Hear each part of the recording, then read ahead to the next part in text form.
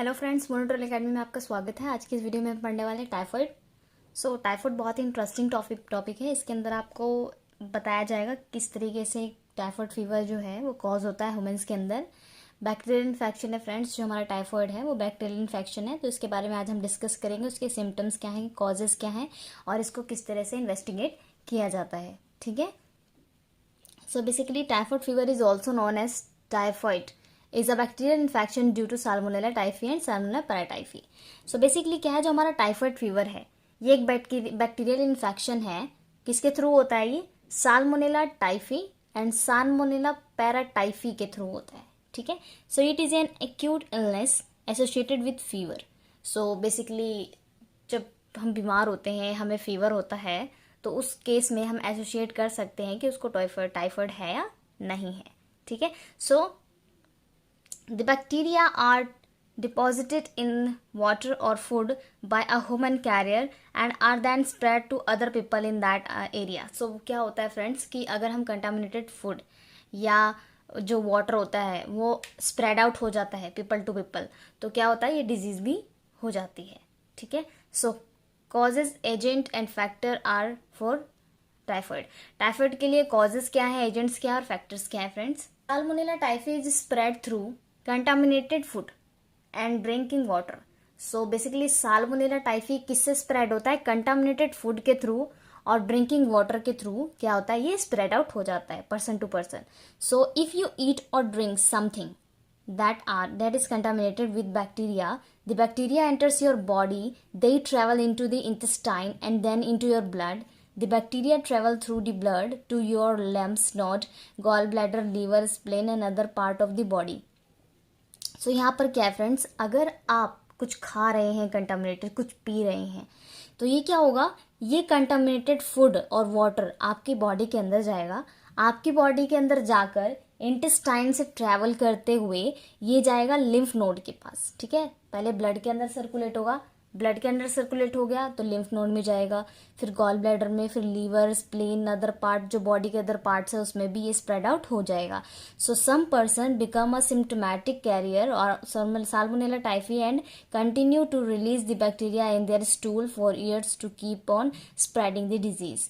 क्या है कि जैसे ही ये बैक्टीरिया पूरी बॉडी में स्प्रेड आउट होता है तो ये अपने स्टूल के थ्रू, जो सबसे वेस्ट मटेरियल है जो बॉडी सबसे डाइजेशन के बाद निकलता है स्टूल, वो क्या होता है कि पूरी बॉडी में स्प्रेड होने के बाद स्टूल के थ्रू बैक्टीरिया भी बाहर निकलते हैं उनकी बॉडी से, तो उस स्टूल के थ्रू भी कई सारे डिजीजेस स्प्रेड आउट हो सकते हैं।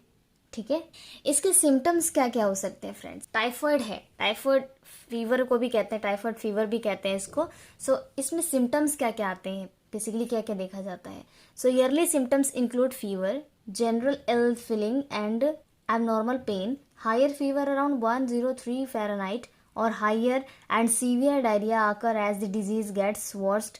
And some people with typhoid fever develop a rash on the rose spot with all the small red spot on the abdomen and chest. क्या होता है फ्रेंड्स कि जब भी हमें सिम्टम्स देखने होते हैं टाइफाइड फीवर के, तो इसके अंदर बेसिकली 103 डिग्री फ़ारेनहाइट फीवर हो जाता है। ठीक है। पेन भी हो सकता है, एब्डोमेन पेन हो सकता है, हाई फीवर रह सकता है, एंड इसमें स्मॉल जो रेड स्पॉट्स होते हैं वो भी हो सकते हैं एब्डोमेन में।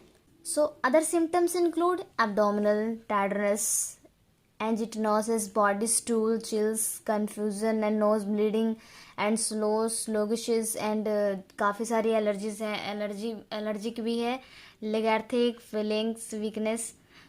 इसके अंदर काफ़ी सारी चीज़ें हैं जो सिम्टम्स में आ जाती हैं। मोड ऑफ ट्रांसमिशन, इसका ट्रांसमिट होने का क्या मोड है?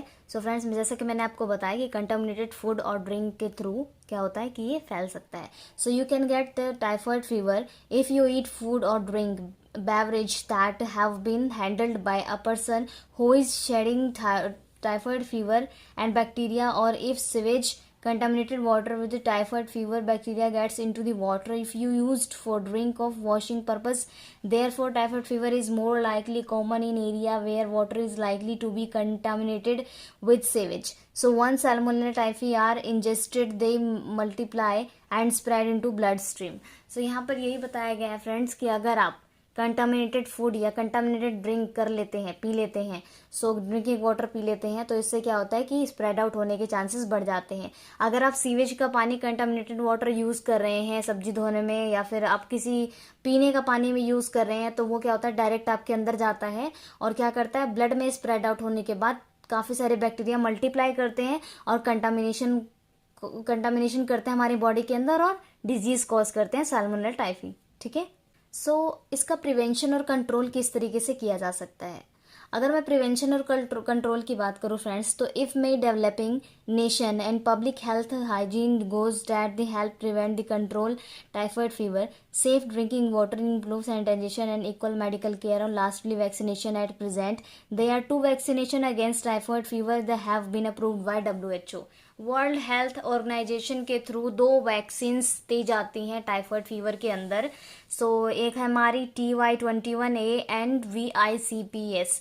ये 2 वैक्सीन्स है फ्रेंड्स जो दी जाती हैं टाइफाइड फीवर के अंदर। अगर आप टाइफाइड फीवर से बचना चाहते हैं तो आपको प्योर वाटर पीना है और कोशिश कीजिए कि आप कंटामिनेटेड वाटर या फूड से बचें। सो इसके लिए क्या है कि आपको बहुत ही ध्यान देना है कि जो आप पानी पी रहे हैं वो कंटामिनेटेड नहीं होना चाहिए।